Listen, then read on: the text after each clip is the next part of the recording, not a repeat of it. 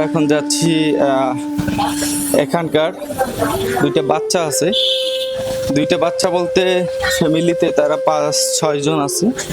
তো বাবা তাদেরকে ফেলায় রেখে চলে গেছে। তো আমরা এখন তারা 5 ভাই বোন। তো আমরা এখন সেই 5 ভাই বোনের ভিতর থেকে আমরা 2 জন বাচ্চাকে নিয়ে তাকে সাহায্য করব। আমরা পরবর্তীতে আবারও আসব তাদের যে ছোট ছোট ইচ্ছেগুলো আছে সেগুলো পূরণ করার জন্য।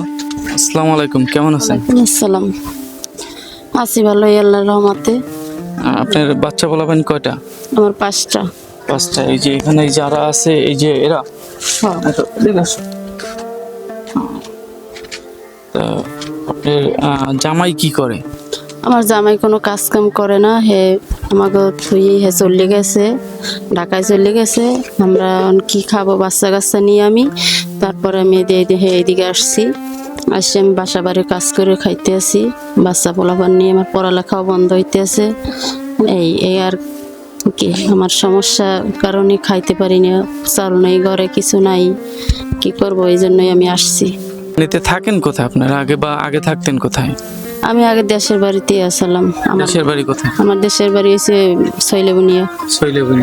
এখন এইখানেই থাকেন? হ্যাঁ, এখানে থাকি। এই যে ছোট ছোট বাচ্চাদের নিয়ে কাজ করেন, অসুবিধা হয় না? অসুবিধা তো হয়, খাওয়ান জোগাড় করতে গেলে অসুবিধা হবে না? অসুবিধা তো করতেই হবে, খাওয়ান তো দিতেই হবে। যাই হোক, বিয়ে শাদী করছে আর একটা এরকম কোনো কিছু স্বামী? না, বিয়ে শাদী করে নাই, কিন্তু একটু আলিশে টাইমে তো কাজ করতে চায় না, করতে চায় না। একটু অসুস্থ ছিল আগেই, চোখে সমস্যা ছিল, আর ডায়াবেটিস আছে।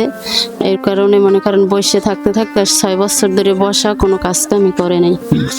এরপরে ঘর থেকেই নামে গেছে। পরে আমি বাচ্চা কাচ্চা লই কই যাবো, কি খামো, পরে আমি এদিকে বাসা বাড়ি কাজে চলে এসেছি আমার গ্রাম থেকে।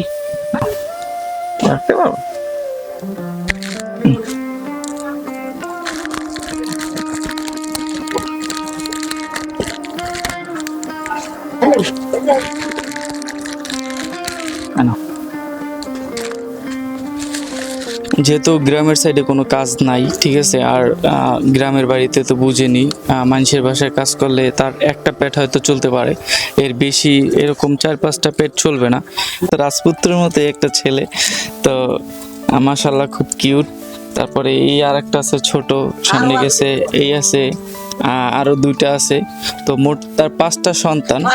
তো আমরা এখানে কিছু শুকনো খাবার আছে, খাবারগুলো রাখেন।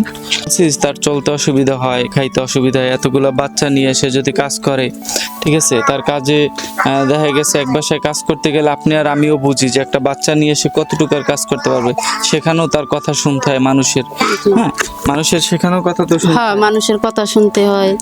বাচ্চা নিয়ে তো আর যাওয়া যায় না, করা যায় না, অনেক সমস্যা হয়।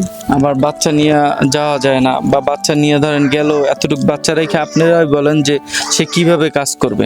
আমি আমার জায়গা থেকে যতটুকু পারবো তাকে সাহায্য করব, এবং আপনারা যদি সাহায্য করতে পারেন বা করেন বা ইচ্ছে যদি থাকে, তাহলে সুবিদখেলি 3 রাস্তার মোড় থেকে একটুখানি সামনেই তাদের বাসা, ঠিক আছে, এখানে এসে তাদেরকে সাহায্য করতে পারেন। এবং আমার সাথে যোগাযোগ করলেও তাদের সাহায্যগুলো আমি এখানে তাদের কাছে পৌঁছে দেব।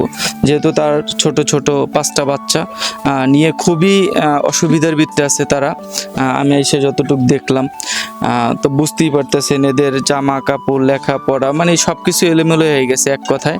তো এই সংসারটা ঘুষাইতে গেলে তার আরও অনেক পরিশ্রম করতে হবে, কষ্ট করতে হবে। তো এই পরিশ্রম, এই কষ্টের পাশাপাশি যদি আমরা তাদেরকে একটু সাপোর্ট করি, তাহলে হয়তো সামনের দিকে একটু ভালো আগায় যেতে পারবেন। আপনাদের তো একটু ভালো হবে, তাই তো? হ্যাঁ, ভালোই হবে। ঠিক আছে। তো যাই হোক, যদি তাকে সাহায্য করার মতো বা তার পাশে দাঁড়ার মতো কেউ থাকেন, তাহলে আমাকে অবশ্যই আমার কমেন্ট বক্সে নক করবেন বা SMS করবেন। তো ভালো থাকবেন, সুস্থ থাকবেন, আল্লাহ হাফেজ।